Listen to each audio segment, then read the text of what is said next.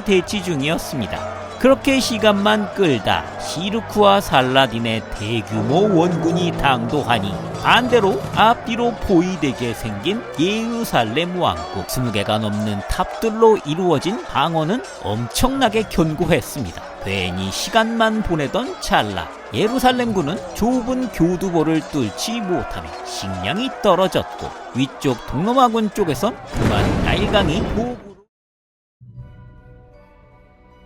1168년 예루살렘 왕국의 아말렉 1세의 이집트 침공으로 이집트 샤와르에게서 원군 요청을 받은 누르아띠는 역시 이집트를 가장 잘 아는 시루크에게 2천의 정예 기병과 6천의 보병을 주며 3차 파병을 지시합니다. 이때 삼촌인 시루크가 다시 북한으로 살라딘을 데려가려 했습니다만 살라딘은 사실 전쟁보단 지식과 책을 더 좋아하는 인물이었고 때문에 삼촌에게 자신은 아무런 야심도 없으며 또다시 고향을 떠나 멀리 이집트로 떠나기 싫다며 따라가길 거부했지만 삼촌은 이를 완강히 거부했고 어쩔 수 없이 살라딘은 다시금 이 원정에 동참했습니다.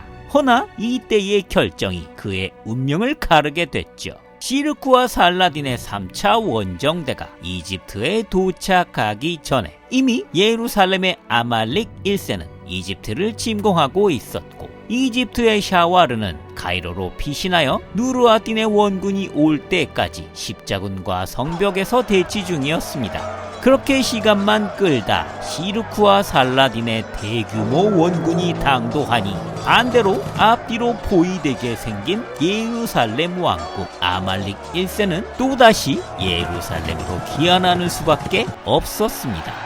대반의 화신이자 통수의 왕이었던 이집트의 샤와르는 이번에도 어떻게든 머리를 굴려 시루크군을 돌려보낼 궁리를 했지만 그동안 당할 만큼 당한 시루크와 살라딘이 다시 당할 리 만무했고 이번엔 살라딘이 먼저 선수를 쳐서 들이닥쳤고 샤와르를 체포하게 됩니다. 자기 안위밖에 모르던 샤와르는 이집트 백성들에게도 미움받고 있었고 이집트인들은 누르아딘이라는 새로운 지배자를 환영하고 있었습니다. 그렇게 샤와르는 참수당했고 새로운 이집트의 실권자인 제상 자리에 시루크가 올랐고 그렇게 시루크는 이집트를 차지하게 됐습니다. 하지만 다시 한번 운명의 장난이 시작됐죠. 시루크가 이집트의 제상이 된 지 불과 2달 식사 중에 폭식을 하다 그만 어이없는 급사를 하게 돼버렸습니다. 이로써 이집트의 관리들은 회의 끝에 시루크의 부관이었던 갓 30을 넘긴 젊은 살라딘을 새로운 제상으로 임명합니다. 이집트의 관리들은 살라딘을 세상 물정 모르고 심성여린 우유부단한 인물로만 평가하고 있었기에 자신들이 뒤에서 마음껏 살라딘을 조종하겠다는 심산이었죠. 하지만 어릴 때부터 아버지 아유브에게 단련된 살라딘의 지혜와 정치력은 실로 대단 빠르게 이집트의 실권을 잡아나갔고 겉으로는 멀리 떨어진 누르아딘에게 충성을 다하는 듯 보이고 순위파였던 살라딘에게 반기를 든 이집트의 시아파이자 바티마 왕조의 반대파를 숙청하면서 힘을 키워 나아갑니다. 이에 속이 다 들어간 건 다름 아닌 예루살렘 왕국의 아말렉 1세였습니다. 기름진 땅이자 조공을 바치던 이집트가 누르아딘이자 살라딘의 손에 넘어갔으니까요. 가장 우려하던 일이 일어난 것이었죠. 그렇기에 아말렉 1세는 이번엔 동로마 황제 마누엘 1세에게 원군을 요청합니다. 그는 동로마 황제의 조카와 결혼한 상태였고 동로마 황제 마누엘 1세도 이집트가 무너진 마당에 다음엔 십자군 국가들과 자신들 동로마 땅도 위험해질 거란 생각이 들었기 때문이었죠. 이렇게 1169년 11월 동로마군과 예루살렘 왕국의 연합군은 이집트를 다시 침공하기에 이릅니다. 동로마군은 함대로 이집트 바다를 건너고 예루살렘 왕국은 육로를 이용해 협공해서 이집트의 북부 항구인 다미에타로 협공을 들어온 것이었습니다. 하지만 호기롭게 들어온 공격이었으나 살라딘은 이런 적의 공격을 미리 알고 철저히 대비하고 있었고, 다미에타의 3중 성벽과 20개가 넘는 탑들로 이루어진 방어는 엄청나게 견고했습니다. 함락은커녕 괜히 시간만 보내던 찰나 예루살렘군은 좁은 교두보를 뚫지 못하며 식량이 떨어졌고, 위쪽 동로마군 쪽에선 그만 나일강이 폭우로 인해 범람하면서 재해와 질병으로 피해가 막심해지니 결국 그렇게 예루살렘 왕국의 마지막 이집트 원정도 허망하게 끝나게 되어버렸고, 살라딘은 부임 초기 이집트를 방어해냈다는 것으로 자신감과 의심을 품고 있던 시민들의 신임까지 얻게 됐습니다. 이제 제대로 부유한 나라에 자리 잡은 살라딘에겐 성장하는 일만 남아 있었습니다. 주변의 십자군은 정리하고 파티마 왕조의 시아파 잔존 세력도 소탕하며 군대도 키워 이집트 전역을 자신의 땅으로 늘려나갔습니다. 지금의 수단, 요르단, 예멘 지역 일대까지 확장하며 얻은 부도 백성들에게 나누어 주니 백성들의 신뢰까지 두터웠죠. 하지만 이렇게 그의 세력이 커지자 반대로 그에게서 신뢰를 잃은 인물이 있었으니 그건 다름 아닌 동쪽의 그의 상위 군주였던 누르아딘이었습니다. 멀리 떨어진 이집트에서 살라딘이란 젊은 술탄이 자리 잡고 세력이 불어나고 있었으니까요. 이를 눈치챈 살라딘은 아버지 아이유브에게 조언을 들으며 누르아딘을 기만하기로 합니다. 시간을 질질 끌며 천천히 어쨌든 누르아딘에게 조공을 바쳤고, 겉으론 복종의 뜻을 계속 알렸고 영토는 늘리면서 내실을 다져나갔죠.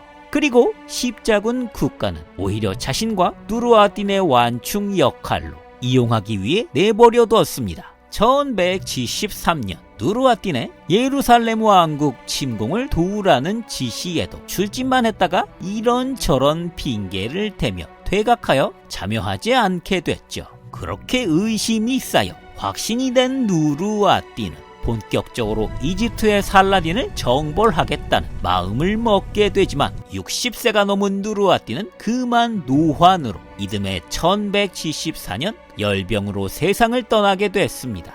그렇게 군주의 장례를 위해 다마스쿠스에 도착한 살라딘은 대중의 환영을 받았고, 누르아딘의 젊은 미망인과 결혼하여 누르아딘의 어린 아들의 보호자를 자처하면서 이제 이집트는 물론 전 이슬람 지역의 통합된 통치자 자리에 오르게 됩니다. 그렇게 장기 왕조는 끝나고 아이유브 왕조가 시작된 것이었죠. 그리고 묘하게도 같은 해 옆나라 예루살렘 왕국도 별이 지고 탄생하게 됐습니다. 바로 예루살렘 왕국의 아말릭 1세가 이질에 걸려 고열에 시달렸고, 37세의 젊은 통치자는 그대로 깨어나지 못하고 눈을 감게 되었습니다. 그는 비록 다수의 이집트 원정을 치르며 제대로 된 승리는 없었지만 수많은 전투 경험과 적어도 무능하진 않은 왕이었죠. 그렇게 적국 이슬람 쪽에서 살라딘이라는 거대한 세력을 얻은 통치자가 나타났을 때 예루살렘 왕국 아말릭 1세에겐 일남 일녀가 있었는데 시빌라라는 딸과 보두행 4세가 있었고, 그렇게 불과 13살의 소년이었던 보두행 4세가 예루살렘 왕국의 7대 왕으로 그의 삼촌이었던 레몽 3세의 당분간 섭정 아래 즉위하게 됐습니다. 보두행 4세는 아직 너무 어린 소년이었지만 그 자질은 정말 뛰어난 인물이었습니다. 어릴 때부터 용모가 뛰어났고 전쟁보단 학문에 대한 열망이 엄청났던 인물로 뛰어난 지성과 남의 충고도 받아들일 줄 아는 성품에 판단력까지 갖춘 왕의 자질을 타고난 인물. 아말릭 1세도 자신의 총명한 아들을 보고 기대가 컸다고 합니다. 하지만 가혹하게도 신은 그에게 모든 걸 허락하지 않았습니다. 보두행 4세가 9살이 됐을 때 친구들과 놀다가 그만 서로 손을 핥히어 다치는 일이 일어났는데, 똑같이 다쳤음에도 보두행만 전혀 고통을 느끼지 않았습니다. 이것은 피부가 점차 썩어 들어가는 나병이자 한센병으로 불린 심각한 불치병의 초기 증상이었죠. 이 소식을 들었던 아말릭 1세도 슬픔에 잠겼으나 이내 병이 들었어도 자신의 아들이 지도자로서 능력은 출중하다고 판단하고 그대로 왕위를 물려주었다고 합니다.